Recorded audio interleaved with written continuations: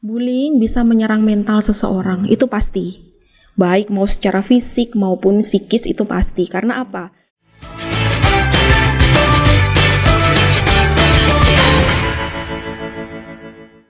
Assalamualaikum warahmatullahi wabarakatuh. Halo dan selamat datang di podcast SMK Bakti Mulia Pare, podcast pendidikan masa kini. Sebelum itu, perkenalkan, nama saya Rici Richardo Walio dan tentu saja saya tidak sendiri, ditemani dengan teman saya Dona Yunita. Di episode kali ini kita akan membahas tentang bullying.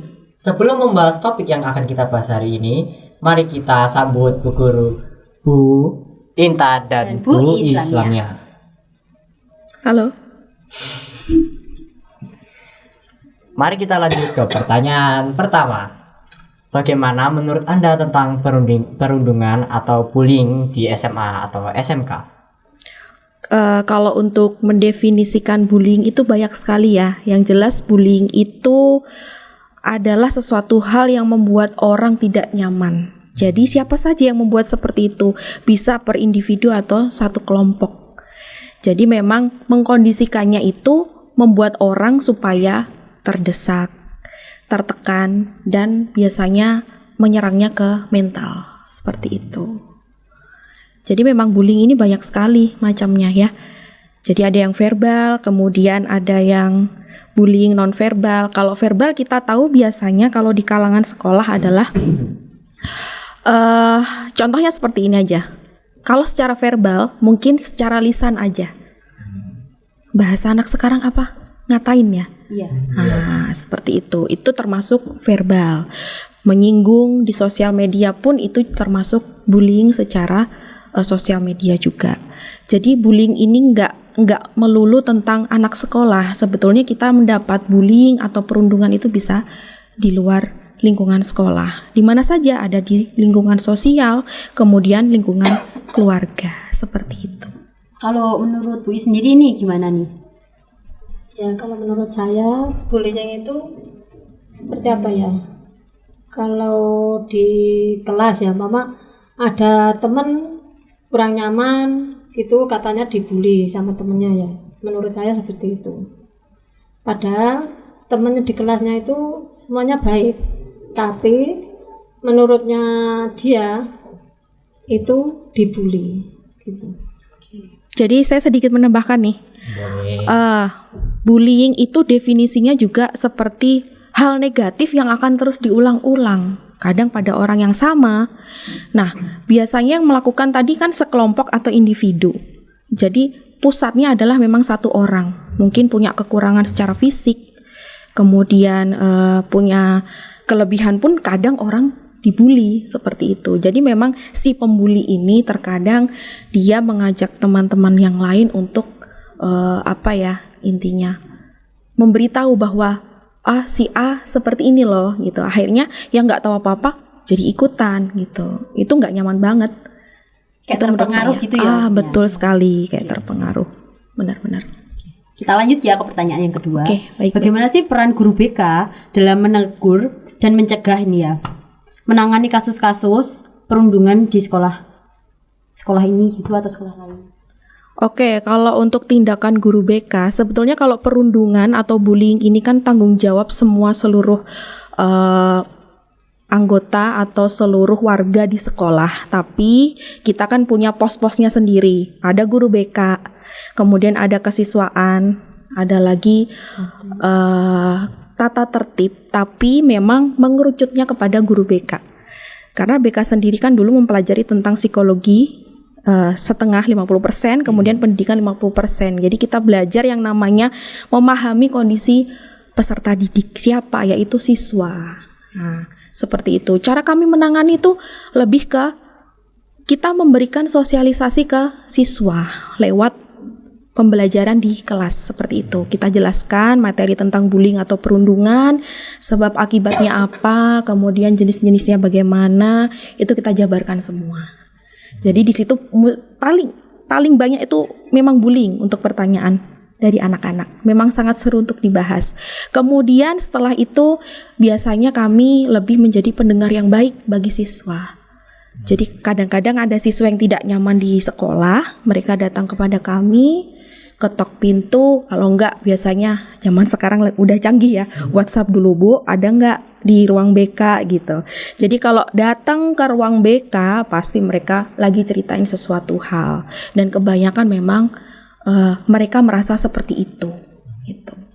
Jadi pencegahannya memang kita aktif sekali ya. Selain itu kita kerjasama dengan orang tua juga, kita beritahu kalau memang ada keadaan yang demikian. Jadi nggak sampai mencuat ke mana-mana. Kalau bisa harus kita segera selesaikan seperti itu. Kalau Bu sendiri pengalamannya sama nggak sama Bu Intan? Ya semua itu sama ya, pengalaman dari BK itu sama ya. Jadi kalau ya satu tidak bisa ya Mama, tidak bisa menangani ya satu maju gitu. Jadi semua itu sama, BK berempat itu sama. Kita kan kerja tim jadinya. Jadi enggak sendiri-sendiri. Benar. Berarti pernah dong kayak gimana ya? Nanganin satu anak ini tapi bareng-bareng gitu. Soalnya ini udah bulet gitu, maksudnya belibet. Kalau bareng-bareng kayaknya enggak. Karena kita kan punya siswa binaan masing-masing. Tapi setidaknya kalau memang yang satu ada kesibukan, kurang bisa, kita bantu gitu. Terus sekarang misalkan kalian pernah nggak ngalamin kayak gitu di sekolah?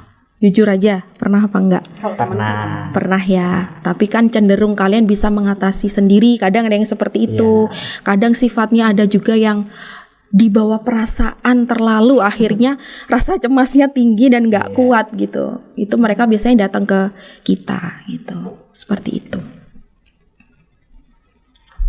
Bisa saya nambahin dulu ini Bu? Boleh. Bagaimana dengan siswa yang dia ini sebagai pelaku atau yang membuli anak-anak melakukan itu, terus Bu Guru ini sudah memperingatkan atau sudah memberikan yang Bu Intan sampaikan ya, tapi dia tetap mengulanginya. Mengulangi untuk melakukan itu lagi. Ya kalau memang mengulangi, saya rasa di setiap sekolah kan punya aturan masing-masing ya. Kalau kita bisa melihat bahwa bullying ini bukan menjadi tren ya, saya bilang memang ini lagi seleksi alamnya seperti ini, baik di kalangan SD, kemudian di SMA, bahkan SMP sudah terjadi, pondok pesantren pun ada. Mungkin kalian pernah lihat berita baik di sosial media maupun di televisi, kalian tahu ada yang bullyingnya sudah versinya sangat berat, yaitu tentang fisik. Itu kan sakit banget ya, jadi traumatisnya tinggi. Jadi kalau memang ada siswa yang mengulanginya kembali, mungkin kami akan melakukan semacam mediasi dengan wali murid, kemudian dengan pihak sekolah yang paling tertinggi siapa. Karena kan kalau di jalur hukum sebetulnya bisa, dan itu ada undang-undangnya, ada itu loh. Tapi kalau di kalangan sekolah kan yang menyelesaikan memang harus pihak sekolah terlebih dahulu. Jadi secara kekeluargaan dahulu gitu. Selama tidak main fisik gitu ya. Kalau masih verbal mungkin cara mengatasinya sama gitu. Itu sih menurut saya. Ya, Bu Is mau menambahkan? Sudah gamblang sekali itu. Karena kita kerja tim ya. Kalau kerja tim kan kadang-kadang oh ya udah samain gitu. Tapi emang kita sekarang bukan sekarang ya. Dari dulu pun kerja kami tim 4 orang BK ini memang kita kompak, kita seirama. Jadi biar nggak ada perbedaan satu sama lain gitu. Oke. Ya, kalau umpama gini ya, ini menambahkan kalau umpama ya satu tidak bisa menyelesaikan, umpamanya ya minta bantuan. Pasti minta bantuan ke teman yang lain gitu. Kan kerjanya kerja tim. Jadi enggak berjalan sendiri-sendiri. Oke, mari kita lanjut ke third question. Oke, mungkin saya ingin tanya, apakah ada siswa yang mengalami dampak psikologis atau fisik yang terjadi karena bullying mungkin? kalau itu tentu ya. Karena gini, bullying pada dasarnya, kita kembali lagi ke awal tadi, waktu mendefinisikan bullying bisa menyerang mental seseorang, itu pasti. Baik mau secara fisik maupun psikis itu pasti. Karena apa? Akhirnya dia akan merasa bahwa saya terjepit, saya tidak ada yang melindungi, seperti itu. Ya harusnya kalau di kalangan keluarga yang paling menjadi fokus utama adalah orang tua. Karena gini, kita sekolah 8 jam. Iya. Benar ya? Kemudian sisa waktu yang ada itu adalah di rumah bersama orang tua dan keluarga. Nah, disitulah harus dibangun sesuatu hal, interaksi yang baik antara orang tua dan anak. Tapi kan memang kadang tidak banyak orang tua yang paham makna bullying. Mungkin kata orang tua dulu kan, maaf ya pakai bahasa Jawa, Iya. anakku diolok-olok gitu misalkan. Akhirnya ada orang tua yang nggak terima, akhirnya datang ke sekolah.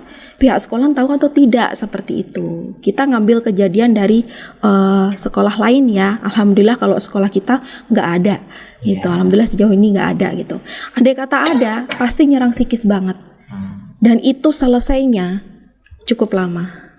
Karena harus menyembuhkan traumatis, kemudian mentalnya harus diperbaiki. Caranya gimana? Sesimpel itu. Guru BK kan bukan psikologi nih, tapi ilmunya ada.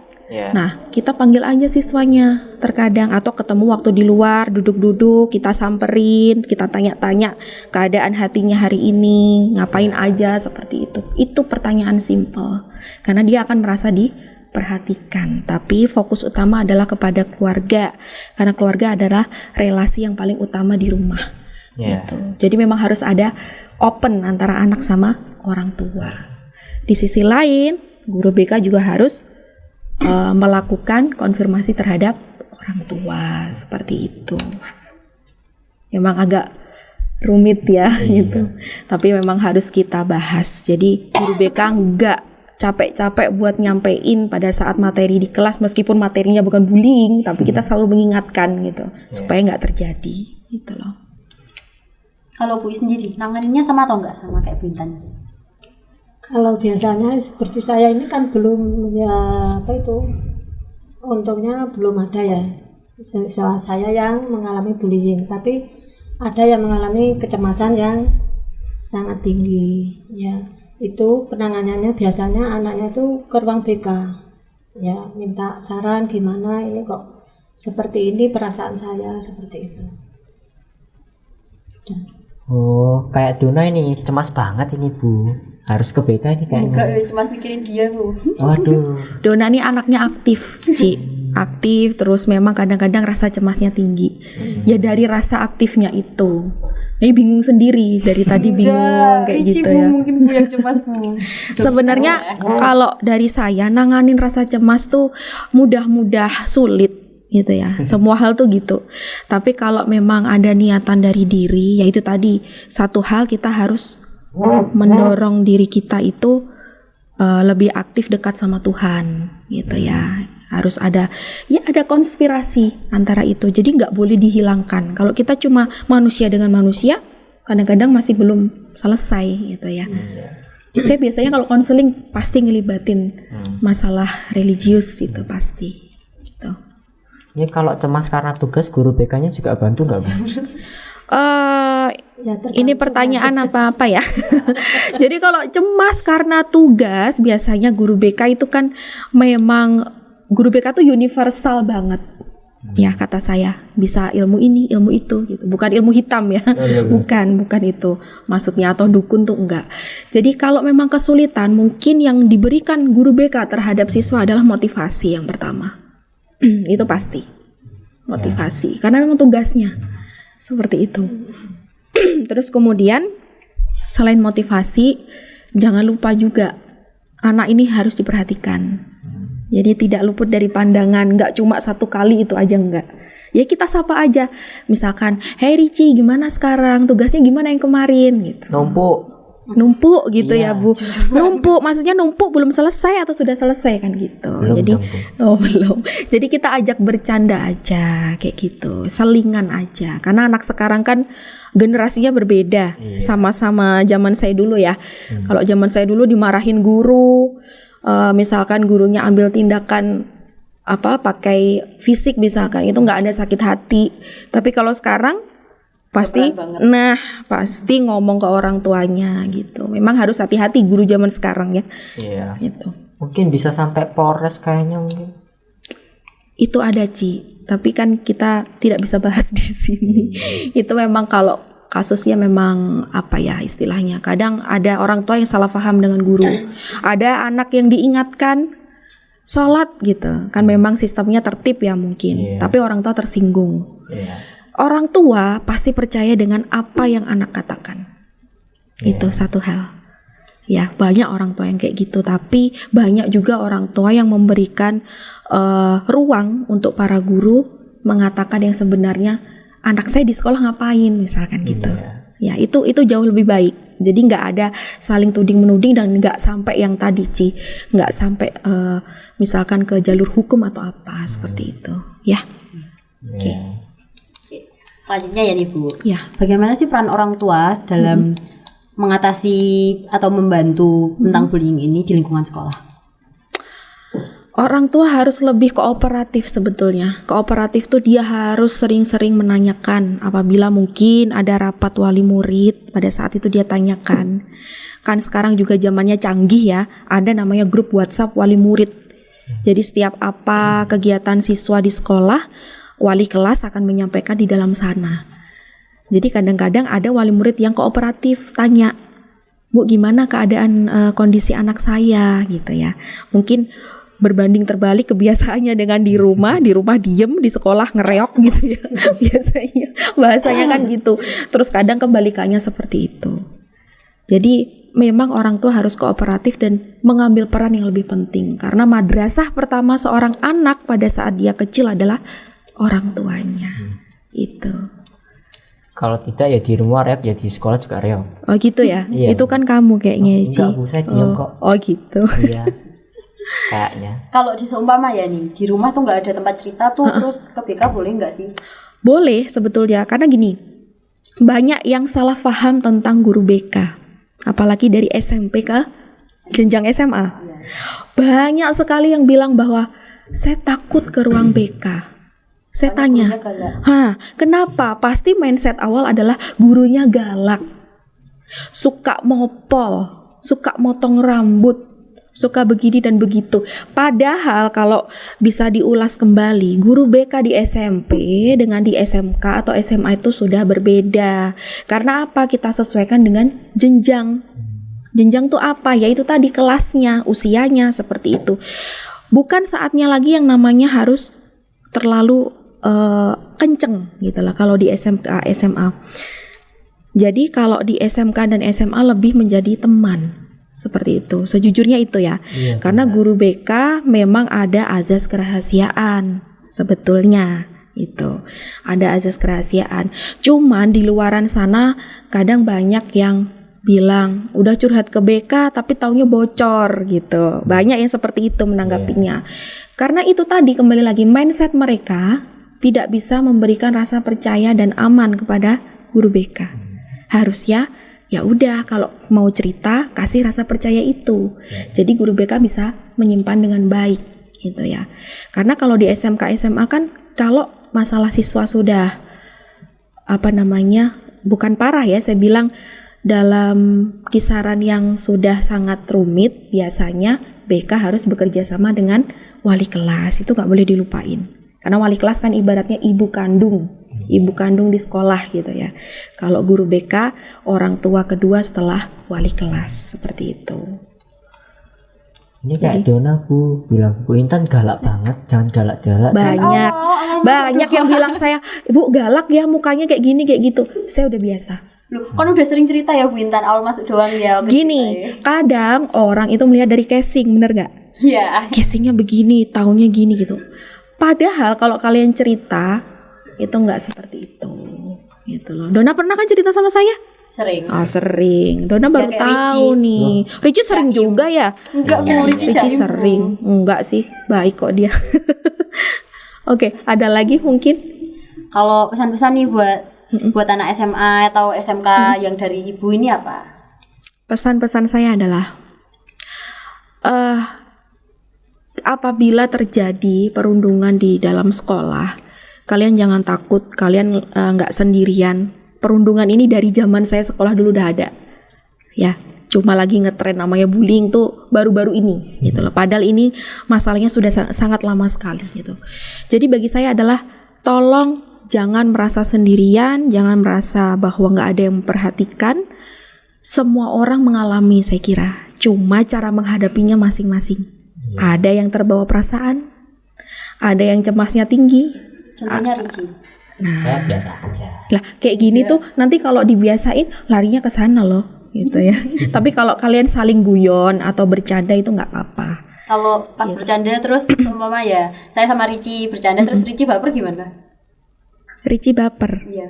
Lah. Baper dalam negatif ya, maksudnya enggak suka gitu, maksudnya perasaan. Kalau saya gini ya, kalau seperti itu kan memang kadang ada bercandanya kelewatan, ya kan? Ngerasain nggak? Gitu, kelewatan.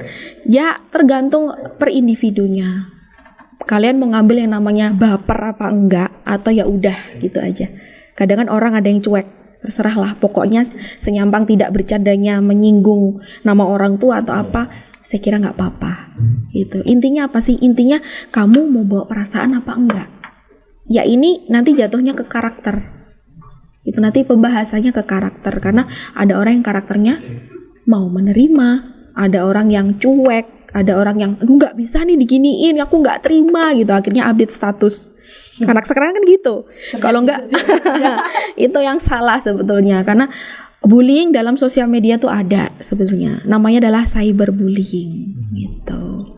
Kalau saya ya itu tadi, nggak usah baper lah gitu, selama nggak terlalu parah gitu. Tapi kalau udah baper ya pasti datangnya akan ke ruang BK, karena guru BK kan juga termasuk orang yang utama di dalam lingkungan sekolah. Demi keamanan sekolah itu, nyamannya sekolah adalah guru BK, dan tentunya dibantu dengan pihak-pihak yang lain gitu ya. Itu dari saya.